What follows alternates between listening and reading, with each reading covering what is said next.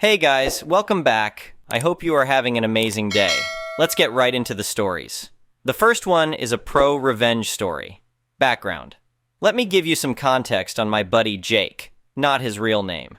Jake has been coding since he was a little kid, probably around 8 years old. By the time he got to college, he was breezing through most of his computer science courses because he'd already mastered a ton of that stuff years before. Jake is one hell of a programmer. Jake's career has been pretty damn successful. He's worked at big tech companies like Google, Facebook, Amazon, and most recently a major hedge fund. That's where this story kicks off. Jake's work involved a lot of AI tech, and at this hedge fund, he was the lead programmer overseeing a massive project to optimize their AI system for executing millions of trades every single day. His contributions had a huge freaking impact on the company, to put it mildly. All of this went down with the COVID-19 pandemic raging in the background. Like many workplaces, they shifted to a remote setup, with Jake continuing to work from home. During that time, Jake started feeling cramped in his fancy-schmancy $5,000 a month NYC apartment. He wanted more space, a yard, a heated pool, a nice 3-car garage, the whole shebang. It dawned on him that he could leave the city life behind. Jake moves to Colorado. So, Jake packed his bags and headed to his hometown in Colorado, where he bought himself a suite pad with a heated pool, a 3-car garage, a sprawling yard, and get this. The yard had a separate mother-in-law suite that he turned into his ultimate man cave. It was a 2-bedroom, 1-bath setup, basically a whole separate living space just for him. Freaking awesome, right? Oh, and the best part? His new mortgage payment was way less than his old NYC rent. Like, half the price, or even less. For the rest of the pandemic remote work period, Jake was cranking out code like a machine, never actually telling his employer that he'd relocated. Then, finally, COVID-19 started to wind down. COVID's over. Back to the office? Yeah, right. Jake's boss, Aaron, calls him up one day and says, "All right, Jake, Monday we're heading back to the office." Jake's like, "Yeah, about that. I moved to Colorado." Aaron's jaw drops and he's all, "You didn't ask if you could do that?" Jake smugly replies, "Didn't know I needed your permission to move." Aaron insists that Jake has to move back to NYC to keep his spot on the team, but Jake's not having it. He'd been crushing it while working remotely for over a year, and his quality of life was so much better outside the city. He proposed traveling to NYC a few times a year on his own dime for meetings, but Aaron shot that down, saying if Jake didn't want to live in NYC, he didn't have a place at the company. Now, let me ask you, what do you think a talented, experienced programmer specializing in AI would say to that kind of ultimatum? If you guessed that Jake quit, you'd be absolutely right. He told Aaron to take that job and shove it. Maintaining complex code is no joke. Any programmer worth their salt knows that sometimes the best person to maintain a code base is the one who originally wrote it. There's so much logic, thought process, and individualistic quirks that go into coding that it can be a nightmare for someone new to take over someone else's work. Enter John, the CEO. 6 weeks go by and John, the hedge fund CEO, reaches out to Jake. John wants Jake to consider coming back, so he suggests flying Jake to NYC for a meeting. But Jake's not playing that game. He flips the script and tells John, "No, how about you fly out to Colorado and we'll discuss it here." Jake wanted to establish some ground rules. If he was going to return, it would be on his terms, working remotely from Colorado, and any talks about his employment would happen in his home turf. John agreed and flew out to meet Jake 2 days later. Jake lays it all out. The company really needs him back because the programming team is struggling without his expertise and guidance. John offers Jake the chance to return, but with a 20% pay cut since he wouldn't be living in the expensive NYC area. John calls it a cost of living adjustment. Jake's not having any of that BS. "No," he says, "I want a 15% raise above what I was earning." John leans back, obviously taken aback. "The reason we pay what we do is because we ask our employees to live in NYC. We understand it's an expensive city." Jake shuts that down real quick. "You pay what you pay because I'm worth it. If I wasn't worth what you were paying me, you wouldn't be paying me that much. My first condition is, if you want me back, it'll be with a 15% raise." John, probably sweating a little at this point, asks, "And the second condition?" Jake doesn't miss a beat. "The second condition is I'll come back so long as Aaron isn't there." John sighs heavily. "You're asking for too much." But Jake's not budging. "You don't need to bring me back if you don't want to. I'll be just fine elsewhere." He gives John an ultimatum. "My offer is good till Friday." John's all, "What do you mean?" Jake explains, "Next Monday is when I start looking for other work. This offer expires on Friday." It was Tuesday when they were having this conversation. John left, probably to go lick his wounds and discuss things with the other partners. The decision. Sure enough, that Thursday, Jake's phone rings. It's John on the other end. Tim, we're transferring Aaron to a different fund. He won't be working with you anymore, and we're fine with giving you a 15% raise. Can we send you an offer letter for you to sign? Jake, wanting to cover his bases, asks, Of course, and Aaron is really gone? I won't have to interact with him at all? John reassures him, Yes, you will never need to interact with Aaron ever again. That was back in early 2023. Jake never had to set foot in NYC again, never heard from Aaron, never saw his name on any company communications or anything. He's been working remotely from Colorado, making more money than before, with a better quality of life and without that insufferable Aaron breathing down his neck. The next one is an entitled people story. I've lived in my house for over 15 years and never had any issues with my neighbors. Everyone pretty much kept to themselves, but we're still friendly if we happen to see each other coming and going. That all changed when a new family moved in next door about 6 months ago. From the very first week, it was obvious they were going to be problematic. The wife's name was Karen, and she lived up to the stereotype. Loud, obnoxious, entitled, and always complaining about something. Her poor husband and kids always looked exhausted from dealing with her dramatics. At first it was small things like telling us our lawn was half an inch too long or that our car was parked too close to her driveway. Annoying, but harmless.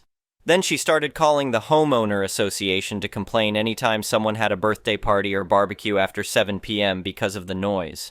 Our homeowner association has quiet hours that start at 10 p.m., so there was nothing wrong with having get-togethers earlier than that. Things escalated quickly from there. Karen began calling the police for every tiny infraction, real or imagined. She reported another neighbor for speeding when they were driving the 25 miles per hour speed limit down our street. She yelled at the mailman for loitering on her property when he was delivering her mail. She even called animal control on the sweet old lady across the street who walked her tiny lapdog without a leash sometimes. We all tried to be understanding at first. Maybe she was just having trouble adjusting from living in an apartment in the city to a suburban neighborhood. But her behavior only got worse. And when she started targeting me, I'd had enough. I decided I wasn't going to let her run me out of my own home that I worked so hard for. The final straw was Memorial Day weekend when I had about 15 family members over for a pool party. We were just enjoying the hot day, grilling burgers and hot dogs, playing some music, and swimming. A completely normal gathering. Around 7 p.m., Karen comes storming over, screaming that we're violating noise ordinances and demanding we end the party immediately. I calmly explained that we weren't breaking any rules and she needed to return to her own property. Well, she lost it. She started ranting and raving about suing us all for disturbing the peace or some nonsense. I finally had no choice but to ask her to leave and close the gate in her face. About 20 minutes later, just as we're getting the kids out of the pool and starting to clean up, 3 police cars roll up with lights flashing. I couldn't believe it. Karen had actually called the cops and told them we were having some rowdy, drunken party with underage drinking. The police came in through my gate and started questioning everyone, asking for IDs from my teenage cousins and everything. It was completely humiliating. I told them exactly what had happened, but they claimed they had to check out the noise complaint. After inspecting all around my property and talking to my family, they finally agreed that it was just an average pool party and there was no issue. They left with an apology, but I was absolutely livid. This was apparently Karen's pattern of behavior, but she had never been this extreme before. I decided right then that I was going to sue her for harassment and trespassing. I knew without solid evidence it would be hard to build a case against her. So I installed security cameras on all corners of my property. If she set 1 foot on my lawn, it would be recorded. A few weeks went by without incident. Then on the 4th of July, my girlfriend and I were enjoying an evening swim after the neighborhood fireworks show had ended. Out of nowhere, Karen comes bursting through my gate screaming that I built a pool without proper permits and she was going to have me arrested. Thankfully, I have permits for my pool that was built years ago by the previous owner. But Karen didn't care about facts. She continued yelling that she was going to call the police to come inspect it. At this point, I completely lost my temper on her. I yelled, "You are trespassing! Get out now before I have you arrested!" That must have stunned her because she scurried off my property. I thought maybe she had finally gotten the message. I was wrong. The next day, I come home from work to find 2 police cars in my driveway. Karen had called them first thing in the morning, claiming I was illegally running a hotel out of my home. The cops came in and I showed them it was just me and my girlfriend living there. Karen apparently saw my girlfriend coming and going at odd hours since she works night shifts as a nurse and assumed she was some kind of prostitute bringing clients to my place. Absolutely crazy assumptions. The police were wonderful and completely understood that Karen was out of control with her bogus calls. They agreed to talk to their supervisor about charging her for misuse of cops' services. I eagerly showed them the security footage I now had of her trespassing on my property on multiple occasions. Armed with clear video evidence and accounts from the police themselves, I had more than enough for a solid lawsuit. I filed harassment, trespassing, and nuisance charges against Karen. In court, I presented the documentation of her excessive calls to cops with false accusations. The prosecutor said Karen was wasting police resources they could have used for real emergencies. When the judge saw the video footage of her unlawful entry onto my property, that sealed her fate. Karen was found guilty of harassment and trespassing. She got slapped with hefty fines and even probation prohibiting her from having any contact with me for 2 years. Justice was served. I used some of the money from her fines to install a tall fence and higher security gate around my entire property. Karen moved a few months after the trial, much to the delight of our whole neighborhood. The new neighbors are wonderful, and I can finally enjoy my pool in peace. The next one is an entitled parent's story. I, 32F, was in a major car accident in January of 2021. Ironically, I had been taking my boyfriend, 36M, to the ER because he had bleeding ulcers and ended up getting admitted to the hospital that night. This was still when they were enforcing COVID rules, so I was booted out of the hospital at about 0300 in the morning. When I left, it was snowing, and not thinking hopped on the freeway, which wasn't a good idea. I had been driving a lifted Jeep Cherokee with mud terrain tires, not the best ever for snowstorm driving. Getting off the freeway to go home, my brakes locked up and I went into a light pole head first at about 60 miles per hour. My Jeep did not have airbags. That was dumb. Needless to say, my car was totaled and I had to be extracted from the car by the fire department. This whole time I had been blacking out and losing consciousness, and I still get random flashes of I don't have all my memories from that night or several months after the accident. I got sent to the nearest trauma center, which was the same hospital I had just left. The nurses felt pretty bad about kicking me out. I ended up with a moderate to severe TBI, broken under my left eye, hairline fractures on my skull on the left side, bruising behind my ears, and black eyes. I had also cut open the inside of my mouth, had multiple lacerations all over my face. I broke my driver's side window with my face, broke and bruised some ribs, had hairline fractures in my spine, broke my right wrist, my right knee, and my left foot, which required 2 surgeries, and I still need approximately 3 more. Needless to say, I was not doing great.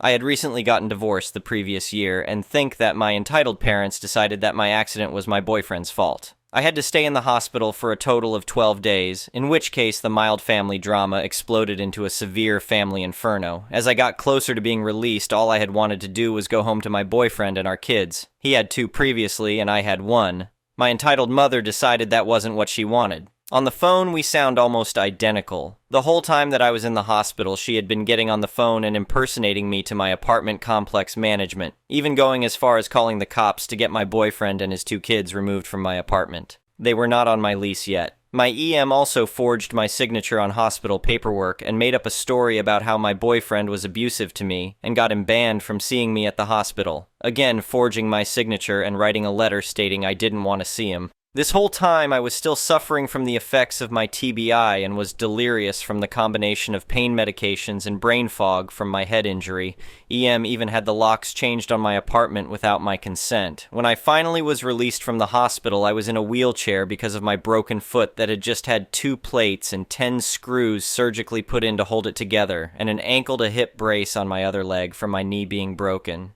I requested to go home to my apartment, but again, EM played it that I couldn't go home because I had a 2nd-story apartment and couldn't take care of myself. So I got sent to stay at my parents' house, against my will, an hour away from home because EM wanted to make sure that I wasn't going to let my boyfriend come back to my apartment. I spent almost a whole miserable month there. EM refused to take me home even after I got crutches and was able to bear some weight. Initially, they refused to even go get my crutches from town because they didn't want me to have more mobility. Eventually, it got to the point where I had a friend come and pick me up from EM's house so I could go home because they kept refusing to let me go. As I gained clarity in my mind and was taken off the intense pain medication, I was able to start rectifying the situations that EM made a huge mess of in my life, but I'm still trying to recover in some areas. I didn't find out until much later when medical bills started coming in that EM had called my boyfriend's health insurance company impersonating me and had me removed from his insurance. It took months of calling and badgering and footwork on my part to get the situation figured out and have the insurance pay for what they were supposed to pay for. It almost caused me to go bankrupt. At the same time, EM signed me up for minimal health insurance coverage through the state that I had no idea I was enrolled in until I got a bill later stating that I back owed fees. Needless to say, I eventually completely cut both EM and my father out of life after finding out how much they tried to control and how much they messed my life up. I ended up getting protection orders after they tried to break into my house, stalked me, and sent family and friends over to harass me. This whole incident was the straw that broke the camel's back. There was quite a bit of retaliation on their side that threw my life into a total tailspin ever since, but I'm sticking to my guns and not backing down. Update. Wow! I'm a little overwhelmed with how fast this post exploded yesterday. I was definitely not expecting that. I tried to keep up with as many comments and replies as possible, but I figured this might be an easier way to answer the questions that have been thrown at me. But first off, I definitely understand those who are skeptical about my post. It's more than a little bizarre, and I'm probably not the best at describing some of the situations, but I seriously appreciate all the great advice that has been given. And I'm looking at some of the other options listed in the comments as well as what I am already doing. I think the easiest part for me to clear up is the questions about the insurance and my EM getting me off of the insurance I had with my boyfriend and putting me on the state insurance without my or my boyfriend's consent. As an adult, I can call in and cancel my coverage at any time, with or without the policyholder's knowledge. There doesn't need to be a major life change in order to be taken off of a policy, usually just to get new insurance coverage or add someone to insurance. All my EM needed was the insurance information and access to my information as well as his, which she did. She already had all of my personal information, including my SS number and my insurance information. This is how she signed me up for insurance coverage through the state as well. As some of you speculated, I'm sure it had something to do with the financial control she could exert over me, as well as trying to totally get my boyfriend out of my life. But honestly, I will probably never get the real answers to that. The reason why I didn't get the hospital bills immediately is a pretty easy explanation. First off, my car insurance coverage included medical bill payments as well, up to a certain amount of money. At first, going through the billing process, the hospital, orthopedics, anesthesiologists, ECT had to send their bills through my car insurance first and then through my health insurance. I'm not 100% sure how that all works exactly, but I do know it was a mess and it took multiple tries to explain to all the doctors what was already paid out, who got what money, and the next insurance to the bill. As well as it took weeks for them and myself to realize that while I was in the hospital, the insurance I went in with got canceled mid-hospital stay. So bills got sent out to the insurance I had to my boyfriend, which was followed by confusion from the hospital, insurance companies, and myself trying to figure out when it got cut off, what was covered, and what exactly happened. This takes time. It doesn't happen overnight. My EM did tell me eventually what she had done with my insurance and how she changed it, but by that point, it was too late and I was scrambling to try and rectify the situation and get as much covered from my hospital stay as possible. Even doing that, I still owe nearly $50,000 in medical bills. For those who had questions about how I had gotten on his insurance in the first place when he started the job, he had the insurance from which we had qualified as domestic partners because of how long we had been living together and how long the relationship had lasted. For everyone wondering if we went to the cops or are filing charges or anything along those lines, it's a very long story, but yes, we are. I have a very good lawyer who actually represents myself and my boyfriend. It took me a while after I got home to my apartment to get to the point where I cut contact with EM. When I finally got home, I tried to start seeing my boyfriend again, and we started the long process of trying to heal from what happened since EM had essentially kicked him and his 2 kids out of my apartment. In the middle of winter, they really had nowhere else to go. The kids ended up staying with friends for a while, and he stayed in his car and rented a hotel room when possible.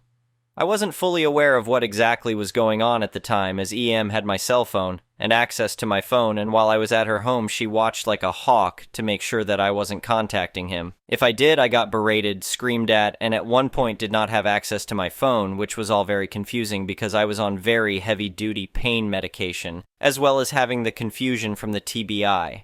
After I had made it back to my apartment and started to have more contact with my boyfriend, my EM escalated. Staying at my apartment even though I told her I was fine, showing up randomly, and eventually getting so angry that I refused to cut contact with my boyfriend that she threatened to kill him. That was when I grew a slight backbone and decided that it just wasn't going to get better. At that point, I filed for a protection as well as my boyfriend who copied my paperwork. When the first protection orders got dropped because we didn't have enough evidence, she had gotten a lawyer at this point, but we did not because we couldn't pay for a retainer. And this was before I had gotten smart enough to install cameras and a call recorder on my phone. My EM went to the city's prosecutor's office and told them that she wanted to press charges of perjury against my boyfriend. This is where the friendship with the prosecutor started, and it was very hard for us to get anything to stick because EM was getting in with our local PD and the prosecutor. Yes, they ended up going after my boyfriend and not me. Yes, that is selective prosecution. Yes, it is very illegal. At this same time, my mother and father are retired and apparently have nothing better to do with themselves. They had been in contact with my boyfriend's ex-wife, and at the same time we were getting beaten down with the perjury case. They also helped my boyfriend's ex-wife start a custody battle for his children. They had been separated for some time, but the divorce had been stalled in court for several years at this point. They also filed in small claims court for lawyer and court fees after our first protection order was removed. My ex-husband had been allowing my daughter to see both of my parents still, which I did fight, and which has probably spurred the grandparents' rights visitation case that they filed during this same time.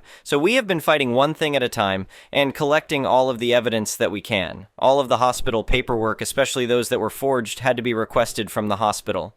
The phone calls to the insurance company needed to be requested, and we needed our lawyer to get those. It wasn't something they were just going to give us, unfortunately. At this point, we have waded through almost all of the court filings my EM had thrown at us, and we are finishing gathering out evidence so we can counterattack at this point. At the time, our lawyer was telling us to be patient and gather as much as we could, as when we get through the thick of it, we can throw what we have into the system, but we needed and want to have enough to nail them to the wall. From here, there will be counter lawsuits both jointly between myself and my boyfriend and separate lawsuits, as well as submitting what we have for the identity theft. It's a very long process, and it takes a lot of time, effort, and money to get things moving. For those of you wondering if me and my boyfriend got back together and how that is going, yes, we did get back together.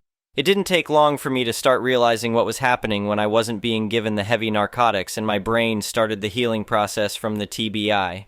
It did take time for me to wade through everything that happened and try and recall memories. We did get back together, found a new place, and moved back in together with his 2 kids and my daughter. We have had some hard times, and of course we are both a little damaged from the whole process, but we both have counseling, are doing well. I hope this helps explain and expand on the questions everyone has been asking in the comments. Thank you for watching. I would really appreciate it if you could like the video and subscribe to our channel if you haven't already. We'll see you again tomorrow.